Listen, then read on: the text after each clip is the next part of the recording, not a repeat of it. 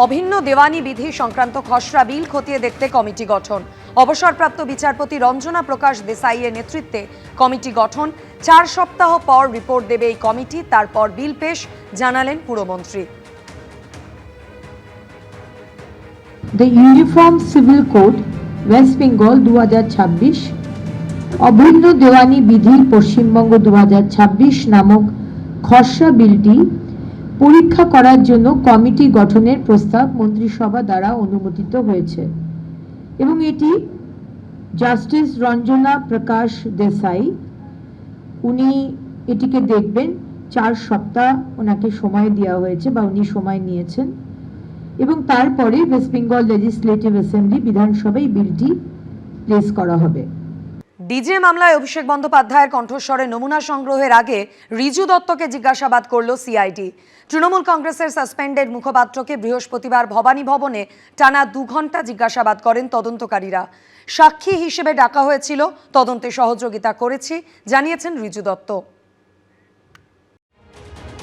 উস্কানিমূলক ভাষণ, হুমকি, শান্তি বিঘ্নিত করার মতো অভিযোগে ডায়মন্ড হারবারের তৃণমূল সাংসদ অভিষেক বন্দ্যোপাধ্যায়ের বিরুদ্ধে দায়ের হয়েছে এফআইআর, যার মধ্যে রয়েছে জামিন অযোগ্য ধারাও।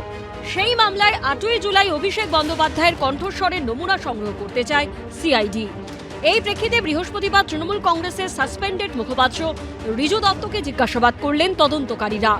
এদিন সকাল 11:30 নাগাদ ভবানী ভবনে যান রিজু দত্ত, বেরোন দুপুর 1:30 নাগাদ।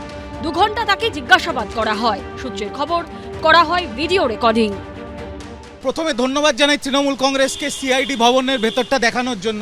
ওনারা অত্যন্ত ভদ্রতার সাথেই যা জিজ্ঞেস করেছেন, যেভাবে কোঅপারেট করতে বলেছেন আমি কোঅপারেট করেছি। ওনারা যদি আমাকে আবারও ডাকেন আমি অবশ্যই এসে কোঅপারেট করব। যিনি মূল অভিযুক্ত স্বয়ং অভিষেক বন্দ্যোপাধ্যায়, তিনি যা বক্তব্য রেখেছেন সেটা তো জনসমক্ষেই রেখেছেন। এখন উনি লুকোচুরি খেলা খেলছেন কোর্ট আর সিআইডির সাথে। আমি তো দেখছি অভিষেকবাবু বারংবার আদালতে যাচ্ছেন যে তিনি কণ্ঠস্বরের নমুনা দেবেন না বা দিতে চাইছেন না এই কারণে। বাগুইআটি থানায় অভিষেক বন্দ্যোপাধ্যায়ের বিরুদ্ধে অভিযোগ দায়ের করেছিলেন রাজীব সরকার নামে এই ব্যক্তি। অন্যদিকে বিধানসভা ভোটের ফল ঘোষণার পর Riju Dutta social media post ঘিরে চাঞ্চল্য তৈরি হয়, যেখানে তিনি অভিযোগ করেন ভোটের পর খুন করার জন্য বিজেপি কর্মীদের তালিকা তৈরি করে রেখেছিল তৃণমূল কংগ্রেসের ব্লক ভিত্তিক, অঞ্চল ভিত্তিক, ওয়ার্ড ভিত্তিক লিস্ট তৈরি করা ছিল না বিজেপির নেতাদের নামের লিস্ট তৈরি করা ছিল না, ব্লক ভিত্তিক, অঞ্চল ভিত্তিক, ওয়ার্ড ভিত্তিক, যে রেজাল্ট বেরোনোর পরে পেটাবেন। বিজেপি শাসনে আসার পরে 5-7 জন 8 জন খুন হয়েছে, একটাও কাম্য নয়। কিন্তু তৃণমূল যদি ক্ষমতায় আসতো, এতক্ষণে তো 300 বিজেপির কর্মী উপরে চলে গেছে। 300 বিজেপির কর্মী তো খুন হয়ে যেত। তার সাথে কত মহিলার সাথে যে কি হতো সেটা আর বলতে চাইছি না। আর কত হাজার হাজার বিজেপির কর্মী আর তাদের পরিবারকে বাংলা ছেড়ে পালাতে হতো, সেটাও আর বলার অপেক্ষা রাখে। সূত্রের খবর, সেই বিষয়ে জিজ্ঞাসাবাদ করার জন্য তাকে এদিন তলব করে সিআইডি।